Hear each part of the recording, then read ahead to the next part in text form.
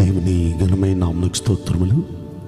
ఈ వాగ్దానం వింటున్న మీకందరికీ మన ప్రభువును ప్రియ రక్షకుడైన యేసుక్రీస్తు నామములో శుభములు, మా హృదయపూర్వకమైన వందనములు తెలియచేస్తున్నాం.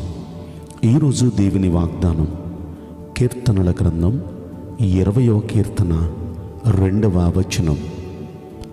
పరిశుద్ధ స్థలములో నుండి ఆయన నీకు సహాయము చేయునుగాక. ఆమేన్. ఈ వాగ్దానం వింటున్న మనందరి వెనుకడిలో మంచి దేవుడు నెరవేర్చునుగాక. ఆమేన్. మన దేవుడు ఆయన ఉండే ఆ పరిశుద్ధ స్థలములో నుండి కూడి ఉన్న ఈ వాగ్దానం వింటున్న మనందరికీ సహాయము చేయునుగాక. నిశ్చయంగా మన దేవుని సహాయం మనందరి జీవితాల్లో అద్భుతాలు జరిగిస్తుంది. వింటున్న ప్రియ దైవ జనాంగమా, మీరు ఎదుర్కొంటున్న ప్రతి శోధనలో, మీరు ఎదుర్కొంటున్న ప్రతి సమస్యలలో, మీరు ఎదుర్కొంటున్న ప్రతి ఆర్థిక ఇబ్బందులలో, ప్రతి విధమైన పరిస్థితులలో పరలోకము నుండి, ఆ పరిశుద్ధ స్థలములో నుండి మన దేవాది దేవుడు మనందరికీ సహాయము చేయునుగాక. ఆమేన్. ఈ వాగ్దానం వింటున్న ప్రియ దైవ జనాంగమా, దేవుడు సహాయం చేస్తే ఎలా ఉంటుంది? బైబిల్ గ్రంథంలో మనందరికీ బాగా పరిచయస్తుడు ఆసా అనే భక్తుడు. దినవృత్తాంతముల 2వ గ్రంథం 14వ అధ్యాయంలో ఈయన గురించి మనం చదువుకుంటాం. ఈ ఆసా అనే భక్తుడు ఎంతో మంచి దేవునికి ఇష్టమైన భక్తుడు. ఎందుకంటే అతడు దేవుని దృష్టికి అనుకూలంగా నడిచేవాడు.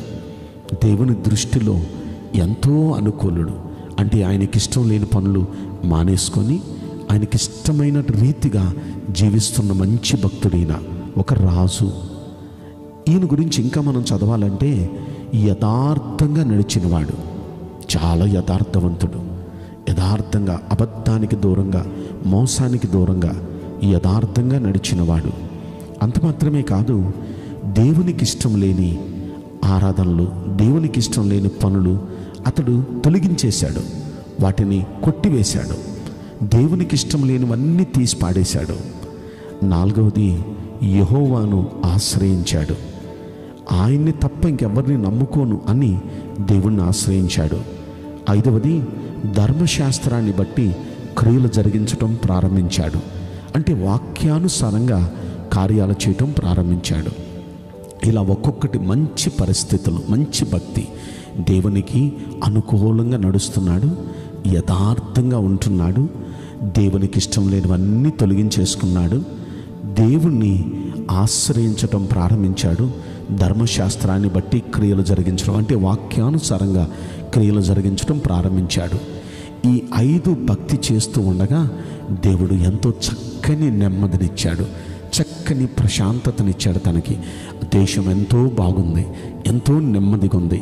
ఆ నెమ్మదిగా ఉన్న ఆ సమయంలో వాళ్ళు అంతకంతకు ఆ దేశంలో ఉన్న కట్టడాలని కడుతూ అభివృద్ధి పొందుతూ వచ్చారు. వాళ్ళు అలా అభివృద్ధి పొందుతూ వచ్చిన సమయంలో వారి మీదకి ఒక శత్రువు వచ్చాడండి, కూషీయుడు. 14వ అధ్యాయంలో 9వ వచనంలో మనం చూస్తాం, 2వ దినవృత్తాంతముల గ్రంథం. ఈ కూషీయుడైన జెరహు వారి మీదకి దండెత్తి వచ్చాడు. ఎంతమందితో వచ్చాడంటే 10,000 సైన్యంతో వచ్చాడు. అంటే 10 లక్షల మంది సైన్యంతో వచ్చాడు. అంత మాత్రమే కాదు, అతడు 300 రథాలను తీసుకుని వచ్చాడు. ఇప్పుడు ఫుల్ ఫ్లెడ్జ్డ్గా వచ్చాడు. ఈయనేమో అంత ప్రిపేర్డ్గా లేడు. తనకున్న సైన్యం ఎంతమంది అని లెక్కేస్తే యూదావారు 3 లక్షల మంది ఉన్నారు, బెన్యామీని వాళ్ళు 2,80,000 మంది ఉన్నారు. అంటే టోటల్ 5,80,000 మంది సైన్యం మాత్రం ఆసాకున్నారు. అంటే దాదాపుగా డబల్, ఈయనకున్న సామర్థ్యానికి డబల్ శత్రువులు తన మీదకి వచ్చేసారు. ఇప్పుడు ఏం చేయాలో దిక్కుతోచని పరిస్థితి, టెన్షన్ వచ్చేసింది, అర్థం కాని పరిస్థితి. ఏం చేయాలో అర్థం కాక గుళ్ళోకి వెళ్ళిపోయాడు. ఇక మోకాళ్ళేశాడు. ఇక 11వ వచనం, అతడు ప్రార్థన చేయడం ప్రారంభించాడు. ఏమనంటే, అయ్యా యెహోవా, విస్తారమైన సైన్యం చేతిలో ఓడిపోకుండా ఈ బలము లేని వారికి సహాయం చేయుటకు నీకన్నా ఎవ్వరూ లేరయ్యా. మా దేవా యెహోవా, మాకు సహాయం చేయయ్యా. నిన్నే నమ్ముకున్నామయ్యా. నీ నామాన్ని బట్టే మేము యుద్ధానికి బయలుదేరామయ్యా. దయచేసి ప్రభువా, నరమాత్రులు నీపై జయమందనీయకుమయ్యా అంటూ దేవుని సన్నిధిలో ఈయన ప్రార్థన చేయడం ప్రారంభించాడు. మొర్ర పెట్టడం ప్రారంభించాడు. అలా నువ్వే దిక్కయ్యా అని దేవునికి మొర్ర పెడుతూ ఉంటే ఆ దేవుడు ఏం చేశాడో తెలుసా?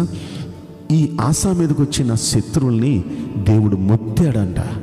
ఎప్పుడైతే వారిని దేవుడు మొత్తాడో వారు పారిపోవడం ప్రారంభించారు. ఇక పారిపోయిన వాళ్ళని ఇలా తరిమి కొట్టారండి. ఆ సమయంలో దేవుని భయము చేత, యెహోవా భయం చేత, ఆయన సైన్యం భయం చేత వారంతా పారిపోయారు అనే మాట మనం చదువుకుంటాం.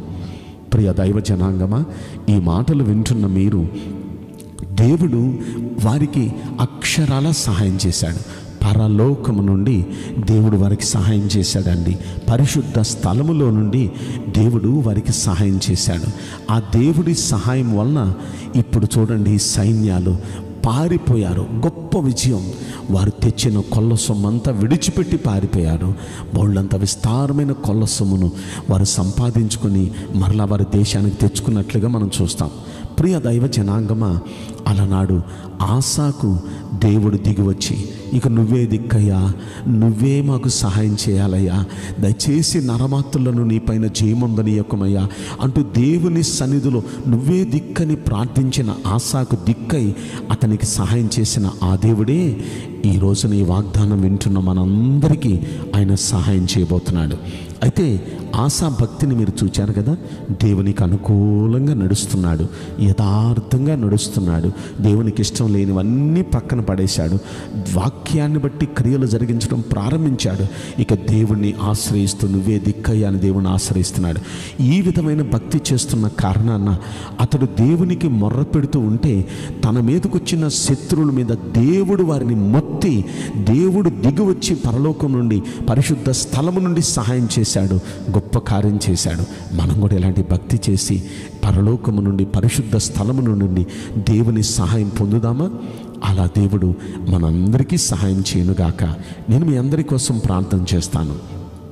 పరిశుద్ధుడా, ప్రేమగల యేసు రాజా, మీ పరిశుద్ధ బంగారు పవిత్రమైన నామమునకు నిండు మనసుతో కోట్ల కొలదిగా స్తుతులు, స్తోత్రములు, వందనాలు చెల్లిస్తున్నాం.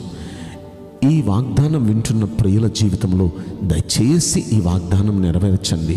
పరిశుద్ధ స్థలములో నుండి నీ బిడ్డలకు మీరు సహాయం చేయమని మిమ్మల్ని వేడుకుంటున్నాం. మీ బిడ్డల్ని ఆదుకోమని మిమ్మల్ని వేడుకుంటున్నాం తండ్రి. వారికి ఉన్న ప్రతి సమస్యలపైన జయం దయచేయండి. ప్రతి ఆర్థిక ఇబ్బందులపైన జయం దయచేయండి. ప్రతి వ్యక్తిని మీరు ఆదుకొని ఆశీర్వదించమని మా ప్రార్థన వినినందుకు, ఈ వాగ్దానం నీ బిడ్డల పట్ల నెరవేరుస్తున్నందుకు కోట్ల కొలదిగా కృతజ్ఞత స్తోత్రములు చెల్లిస్తూ నజరుడైన యేసుక్రీస్తు ప్రశస్తమైన నామములో మిక్కిలి వినయముతో ప్రార్థించి బ్రతిమలాడి వేడుకుంటున్నాం ప్రియ పరలోకపు తండ్రి. Amen. May God bless you all. Thank you.